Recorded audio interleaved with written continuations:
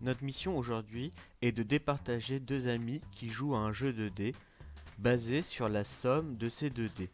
Donc avant de pouvoir départager ces deux amis, il faut connaître toutes les issues possibles à ce jeu de dés. Donc pour cela, nous pouvons utiliser le tableau qui est présenté ici, qui donne que 1 plus 1 nous donne 2, 1 plus 2 nous donne 3, et ainsi de suite. Cela représente en fin de compte toutes les possibilités qu'il y a pour le premier dé et le deuxième dé, ainsi que la somme de chaque dé. Et donc, nous pouvons voir que les issues possibles avec ce tableau vont de 2 jusqu'à 12. Nous allons donc voir maintenant comment départager ses amis avec un tableur. Pour cela, nous allons nous mettre dans la première case et rentrer la formule aléa entre bornes 1, 6. Alors si comme moi, il y a marqué num point d'interrogation, cela signifie que vous avez fait sûrement une petite erreur.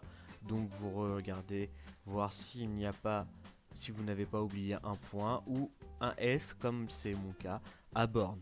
Donc une fois que vous avez mis le S, vous n'avez plus qu'à cliquer sur entrée et vous allez voir le bon résultat s'afficher. Cela permet d'avoir un tirage aléatoire entre 1 et 6. Maintenant je peux étendre cette cellule pour avoir 2000 lancers.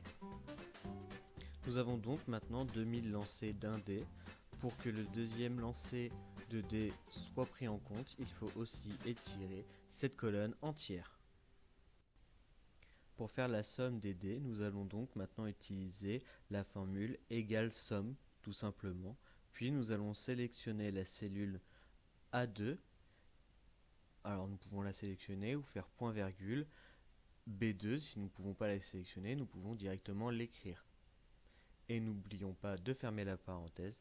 Et donc là, nous pouvons voir que B2 plus A2 est bien égal à 5. Maintenant que nous avons rentré la formule pour la première ligne, nous pouvons étirer cette cellule jusqu'à la 2000 pour pouvoir avoir la somme de ces 2000 lancers. Nous avons fait le plus simple. Maintenant, il faut faire le décompte des valeurs. Pour cela, on pourrait prendre les 2000 valeurs et compter le nombre de 3, puis rentrer cet effectif dans notre tableau. Mais vu que nous sommes sur ordinateur avec un tableur, nous allons pouvoir le faire en automatique. Pour cela, il faut utiliser la fonction nombre si. C'est-à-dire que notre tableur va compter cette case que si elle est égale à la valeur indiquée dans le logiciel. Donc déjà nous noterons nombre si. Première chose à faire, c'est la plage, donc la plage de données. Nous allons donc de la cellule C2 jusqu'à la cellule C2000 2001. Nous allons avoir la valeur 3. Donc là, c'est-à-dire que nous allons compter le nombre de 3 qui apparaît dans le tableur. Donc nous avons 105, 3. Nous pouvons recommencer pour le nombre de 4. Donc nous allons faire égal nombre.si. La plage de données c'est la même, c'est-à-dire de C2 jusqu'à C2001. Et la valeur que l'on veut c'est 4. Nous avons sur ce nouveau lancer 98, 3 et 166, 4. Nous allons donc pouvoir le faire pour 5, 6, 7, 8, 9, 10 et 11.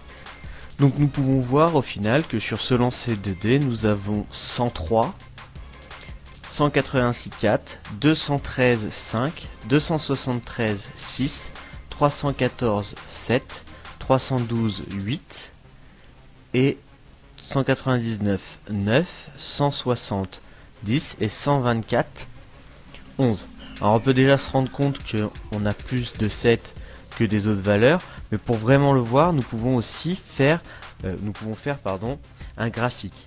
Donc pour cela, nous pouvons sélectionner notre tableau, cliquer sur Insertion graphique, et vous voyez directement qu'il nous propose le graphique que nous voulons.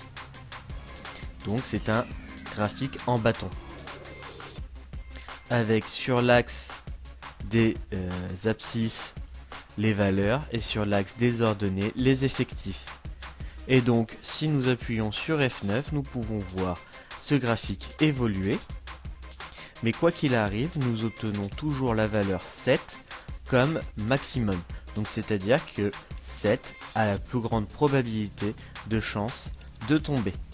Donc pour répondre à notre question qui était quelle était la probabilité de gagner, et bien en fin de compte, pour pouvoir avoir la plus grande probabilité de gagner, il fallait choisir la valeur 7. Cette courbe est aussi appelée une gaussienne et elle est en forme de cloche. Alors elle s'appelle gaussienne en hommage d'ailleurs à un scientifique qui s'appelle Gauss.